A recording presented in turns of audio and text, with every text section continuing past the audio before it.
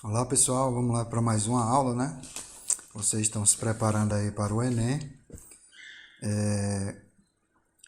Antes da gente passar, pessoal, por o período entre guerras, né? Que é o período que vai da Primeira Guerra Mundial até a Segunda Guerra Mundial, nós vamos falar aí, pessoal, da crise de 1929. Conteúdo importante aí para quem está se preparando aí para o Enem, tá bom? Então, nós vimos lá a Primeira Guerra Mundial, Estados Unidos entra no final da Primeira Guerra, isso aí já não é novidade, né? Do lado da Tríplice Entente, lembrando que os Estados Unidos entra lá em 1917, finalzinho já da guerra, tá bom? E a maioria dos países envolvidos nessa guerra, né, pessoal, principalmente os países da Europa, terminam a guerra aí com essas economias arrasadas, né? Nós temos a França, temos a Inglaterra, que saem dessa guerra foi que os países que mais sofreram, né? Aí na Primeira Guerra Mundial. Os Estados Unidos entram no final, não sofrem nenhum ataque no seu território, tá certo?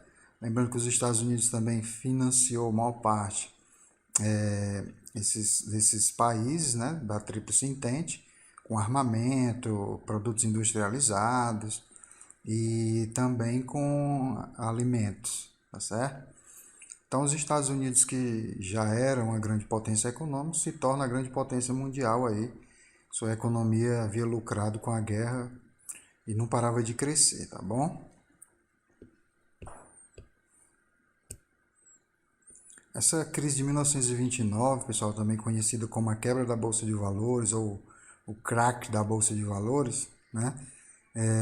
Também conhecido como o grande boom aí dos anos 20, certo? A economia americana não parava de crescer. Eles tinham, era chamado lá, pessoal, de Wave Life, né? Que é o estilo de vida americano, certo? Que a economia ia em ascensão, não parava de crescer, fornecia produtos. Então lembre que os países da Europa que estavam arrasados economicamente importavam esses produtos aí dos Estados Unidos, né? Wave of Life, na verdade, né? O nome aí, que era estilo de vida americano. Desculpa aí se a pronúncia não tiver correta, mas esse é o nome aí que vocês podem encontrar nas provas, tá bom? Então era um tempo aí de grande euforia, desenvolvimento científico, mudanças culturais, produtos aí industrializados, cinema, rádio. Então era o ápice, né, da sociedade americana ali de desenvolvimento econômico, de transformações, né, de inovações, ok? Então vocês observem aí grandes rádios, a vida noturna. Então os outros países também almejavam nesse estilo de vida americano aí. E isso advém também muito da grande lucratividade que obteve aí na Primeira Guerra Mundial, beleza? Então veja aí que a economia americana estava num grande momento, todo mundo aí, modernidade, certo? A questão da cultura, então uma transformação social que ocorre com esse grande momento aí dos Estados Unidos. Temos algumas imagens aí, né, da questão cultural, Estátua da Liberdade, os loucos dos anos 20. American, tá aí, Way of Life, modelo de vida americano. Tornou-se rapidamente um modelo a ser seguido. Nos Estados Unidos, que modelo era? Capitalista. Então todos almejavam aí esse modelo e esse estilo de vida dos americanos. Então o craque da bolsa em 29. Grande parte da população dos americanos começou a investir seu dinheiro em ações, que lhe rendiam lucros, a economia crescia, né? E com o passar do tempo esse crescimento vai diminuindo. Lembre-se que aqueles países, a França, alguns países da Europa, começaram a se restabelecer, né, novamente. Começaram a se desenvolver novamente, certo? E aí essa exportação para esses países da Europa começaram a diminuir, tá certo? Então as empresas nos Estados Unidos, a gente pode até chamar de crise da superprodução. Então os Estados Unidos continuavam produzindo muito, exportando, e a galera investindo nessas empresas aí. Vamos supor que uma empresa custa 100 mil, Você comprava uma ação por R$ 10, com pouco tempo depois a empresa estava valendo 200 mil e a sua ação de 10 dobrava para 20, né? Só que eram preços ali especulativos, né? Na realidade, isso não se produzia na realidade, né? Então essa superprodução aí, pessoal, e essa exportação, ela vai cair, principalmente quando os países que estavam em crise, que importavam muito, começam a restabelecer suas economias, começam ali a produzir, né, esses produtos industrializados, começam a produzir seus próprios alimentos, e essa intensidade de produção nos Estados Unidos não ocorre com a mesma intensidade do consumo. E aí você já viu, né? Imagina você ter uma empresa aí que produz 1.000 produtos aí qualquer por dia e vende apenas um. Então você vai ter uma grande produção e uma pouca venda. Isso vai concluir que a qualquer momento você vai quebrar, né? E foi isso que aconteceu. Essas empresas aí, pessoal, começou a produzir muito, não tinha mais para quem vender, né? O mercado consumidor já não era tão grande para acompanhar a superprodução e vai levar essas empresas aí à falência, que foi chamado o crack da bolsa, a quebra da bolsa dos Estados Unidos em 1929, e isso vai causar uma crise enorme, né? Imagina aí, pessoal, a maior parte da sociedade americana que investiu todo o seu dinheiro nessas ações dessas empresas e agora faliram, né? Então, consequentemente, a população perdeu seu emprego, poder de compra, o que percutiu aí por toda a economia dos Estados Unidos e de outros países, já que grande parte das economias do mundo dependiam dos Estados Unidos. Funcionamento da crise aí, ó, crash da bolsa de valores, falência de bancos, falência de empresas.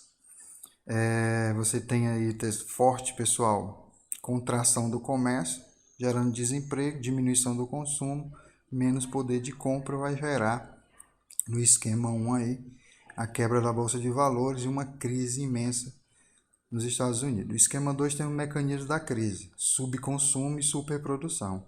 Então tínhamos muita produção, né, e não temos mais o mercado consumidor acompanhando, né? Você não tem mais ali um acompanhamento, pessoal, do poder de compra. O poder de compra diminuiu, o mercado interno também não dava conta de consumir todos esses produtos, certo? E aí nós vamos ter o quê? Baixos preços, quebra dos lucros, desemprego, quebra dos rendimentos, falências industriais e comerciais, diminuição do crédito, falência bancária, quebra das ações. Então imagina só, você pegar todo o seu dinheiro que você tem, investir em ações, né, e dormir rico e acordar pobre com essas empresas aí decretando falência. Então temos aí o ciclo do capitalismo. É importante a gente entender, pessoal, porque a partir dessa crise de 1929, nós vamos compreender melhor, né, o surgimento dos outros sistemas, né? Então, o capitalismo, o socialismo, o nazismo, o fascismo, tudo isso daí são ideologias políticas que refletem na questão social, econômica, né? Então vamos lá. O ciclo da crise do capitalismo, expansão aí, mais produção, mais emprego, mais lucro. Na recessão nós temos a queda do consumo, a queda das vendas, desemprego, queda dos lucros, a queda da produção, maior instabilidade, menos investimento, mais demissão, menos poder aquisitivo, ok? E na revitalização você vai ter mais emprego, mais ações do Estado e assim sucessivamente. Aí você tem algumas imagens da crise, ó. Muitas pessoas perderam emprego, teve família que perdeu tudo, né, pessoal? Passaram fome, aí vai ter algumas medidas políticas aí para tentar amenizar, né, os impactos da sociedade, nós vamos ver daqui a pouco. Então você tem multidão de pessoas em Nova York no dia da quebra da Bolsa de Valores. Aí você tem fila, como eu falei anteriormente, pessoas dormiram rico e acordaram sem nenhum tostão. Faziam fila para tomar sopa de graça em Chicago. Família vivendo em condições de miséria na Califórnia. Diversos países sofreram com a crise, pois dependiam das importações americanas. O Brasil, pessoal, importava o seu principal produto nesse período era a produção de café, né? Então, os produtos que os Estados Unidos importavam, consequentemente, nessa importação vai ter uma diminuição ou a quase a zero, né? Então, no Brasil, nós vamos não tinha para quem vender o produto, né? Na época aí nós vamos ter, inclusive, aí a queima de muito café no Brasil, porque não tinha para quem vender. E se você encher o mercado de mercadoria e você tem uma oferta muito grande do produto e não tem a compra, o preço despenca, né? Então no Brasil foi queimado aí várias sacas de café. Vamos voltar aqui um pouquinho. Pronto. Aí. Beleza? Falar um pouco aí mais no Brasil, como eu falei anteriormente, nesse período, pessoal, estava no poder no Brasil era Getúlio Vargas, né? E como os Estados Unidos entrou em crise, a importação do café também despencou e a solução encontrada por Vargas aí foi a queima do café, né? De produção dos fazendeiros, queimar o produto, assim diminuir a quantidade de produto no mercado, mantendo os preços, o que evitava a falência dos produtos. A mesma coisa você pode fazer um paralelo aqui. Veja que na época do milho, todo mundo tem milho, tem muita oferta, né, no mercado, então o preço cai. Certo? Quando tem pouca oferta e muita gente atrás querendo comprar o produto, o preço aumenta. Então, quando você vê aí, pessoal, na entre safra e da produção de milho, feijão, sempre os preços aumentam. Então, para tentar fazer com que o preço do café não despencasse totalmente, no lugar de jogar esse café no mercado, né, Getúlio Vargas tomou a decisão aí de queimar boa parte da produção de café. Então, agora nós vamos ver aqui, pessoal, algumas tentativas de solucionar essa crise aí mundial. A crise de 1929, você pode chamar também da quebra da Bolsa de Valores de 29, certo? Então, uma das tentativas de solucionar essa crise aí foi o chamado New Deal. O presidente aí, Franklin Delano Roosevelt, eleito em 33, implantou um plano chamado New Deal.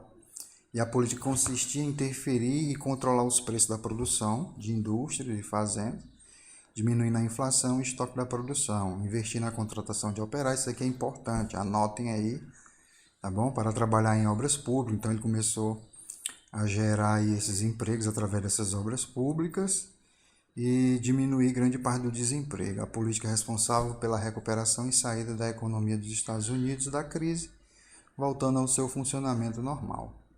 Então, o New Deal foi o plano aí, pessoal, a tentativa de solucionar essa crise econômica provocada pela quebra da Bolsa de Valores ou crise de superprodução, como vocês queiram chamar. O fim da crise, vamos imaginar alguns operários aí nas obras públicas, na tentativa de gerar emprego. E é isso aí, pessoal. Vamos agora partir para o período entre guerras. Continuando aí, pessoal, no período entre guerras, hoje nós vamos fazer somente a introdução para não ficar uma aula muito extensa, tá bom? Então, quem tiver algumas dúvidas, vão deixando aí nos comentários. Peguem o livro de vocês também, vão destacando os pontos principais. E vamos que vamos, né, pessoal? Não pode, porque estamos em quarentena aí, relaxar. Vamos continuar nos esforçando aí, estudando, principalmente porque provavelmente o Enem não vai ser adiado, né? Então, vamos nos preparar, tá bom? Hoje eu vou fazer a introdução do período entre guerras. Na próxima aula, nós vamos, pessoal, dar continuidade, tá bom? Então vamos lá. Período entre guerras, como o próprio nome já sugere, né? Vai aí da Primeira Guerra, o período aí onde termina a Primeira Guerra, até o início da Segunda Guerra Mundial. Na aula anterior, nós vimos a crise da Bolsa de Valores nos Estados Unidos. Então, essa crise, pessoal, que vai refletir no mundo todo, certo? Também vai ser vista e chamada como crise do capitalismo. Então, aquelas pessoas que no momento da way of life, estilo de vida americano, toda aquela ascensão, acreditavam que o capitalismo, né, era algo sólido, todos desejavam aquele sistema. Quando, na crise de 29, ou crise do capitalismo, como queira chamar, as pessoas começam a buscar novas ideologias. E alguns líderes aí, né, vão começar a implantar novas ideologias. Ideologias, quando eu falo, é o capitalismo, socialismo, nazismo, fascismo, que são um conjunto de ideias que vão organizar aí um país, a organização política, social, econômica. Então, com a crise de 1929, muitos desacreditam no sistema capitalista e começa a surgir novas ideologias pelo mundo. Então, vamos fazer uma introdução aqui rapidinho, certo? Para a gente começar a entender, né, esse período entre guerras e posteriormente a gente partir para a segunda, até chegar na Segunda Guerra Mundial. Então, o período entre guerras é de 1918, né, quando termina a Primeira Guerra Mundial, a 1939, aí no início da Segunda. Os fatores aí desse período aí: Primeira Guerra Mundial, destruição, miséria, Tratado de Versalhes, né, que aconteceu lá no fim da Primeira Guerra Mundial, nós já estudamos. Temos também aí, pessoal, nesse período a Revolução Russa, nós vimos aí também, né, o primeiro país a implantar um outro sistema, que foi o socialista, né? A polarização ideológica esquerda e direita também surgindo aí, ok? Novos meios de comunicação, rádio, TV e a manipulação de massas através dos meios de comunicação. Crise de 1929. Então vamos lá, partir para esse período aí entre guerras, né? Então vimos aí um resumo dos principais fatos desde a Primeira Guerra Mundial até a crise de 29. Então temos o surgimento, pessoal, de novas ideologias, um conflito ideológico, tá bom? Totalitarismo é uma característica desse conflito ideológico, vamos aprender logo esses termos aí. Totalitarismo é unipartidarismo, onde você tem a figura de um ditador, né? O poder aí de uma pessoa ou de um grupo político. Temos a questão do nacionalismo exacerbado, né? Que foi o caso da Alemanha aí, alimentado por Hitler, né? Temos aí o idealismo, romantismo, a fé, autossacrifício, autoritarismo, né, que é o culto ao líder, e o militarismo. Então são alguns termos aí importantes, o anticomunismo, né, é outro termo aí importante para nossa aula. Então peguem esses termos aí, se aprofundem, vamos em frente. Então vai surgir, pessoal, o fascismo na Itália, na figura de Mussolini. Estão entendendo aí, né? Novas ideologias surgindo, porque acredita-se que o capitalismo não era mais ideal após a quebra da Bolsa de Valores, após a crise do capitalismo, que a quebra da Bolsa de Valores foi considerada como uma crise do capitalismo, então acreditava-se que não era algo sólido, começa a surgir novas ideologias no mundo. Então surgiu o fascismo na Itália, com a figura totalitária do líder aí Mussolini. Os antecedentes aí na Itália após Grande Guerra: endividamento dos Estados Unidos para com os Estados Unidos, né? Vocês sabem que os Estados Unidos começou a emprestar muito dinheiro após a Primeira Guerra Mundial a esses países que sofreram, né, com a guerra, certo? A instabilidade política. Tínhamos anteriormente a monarquia parlamentar, controle burguês. Tínhamos aí, pessoal, 30% das cadeiras nessa monarquia parlamentar na Itália, 30% eram socialistas. Então, em 29, a fundação do Partido Fascista, certo? Mussolini. Em 20, a fundação da Confederação Geral do Trabalho e as Ligas Vermelhas. Então, aí são os antecedentes, né? O que é que antecederam aí o fascismo na Itália? A crise de 29 influenciou totalmente, como já foi dito anteriormente. Partido Fascista, apoio de indústria, fraude eleitoral, financiamento externo, camisas negras, faces de combatimento, né, ex-combatentes, desempregados. Então começou aí a implantação do fascismo na Itália. Vejam aí os meios a qual foram utilizados para a implantação desse sistema. Então, em 21, pessoal, 35 cadeiras do parlamento eram fascistas. Começa a surgir a instabilidade política. Em 22 de outubro de 1922, aí temos a marcha sobre Roma, né? Então temos aí alguns fatos, pessoal. Depois vocês anotem aí esses fatos que ocorreram aí, são os fatos da implantação do fascismo na Itália, beleza? Economia.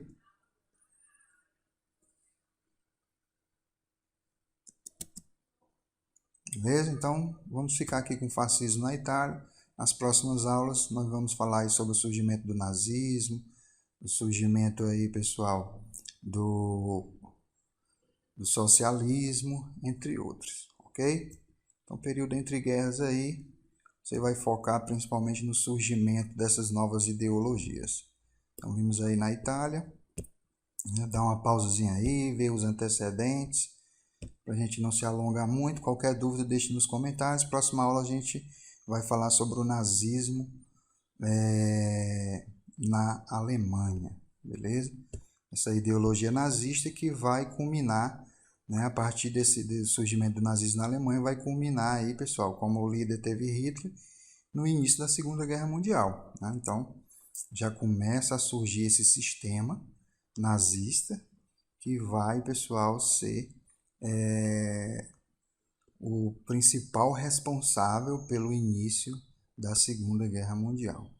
Beleza? A partir das suas ideologias que nós vamos ver na próxima aula. Então, valeu, pessoal. Até a próxima.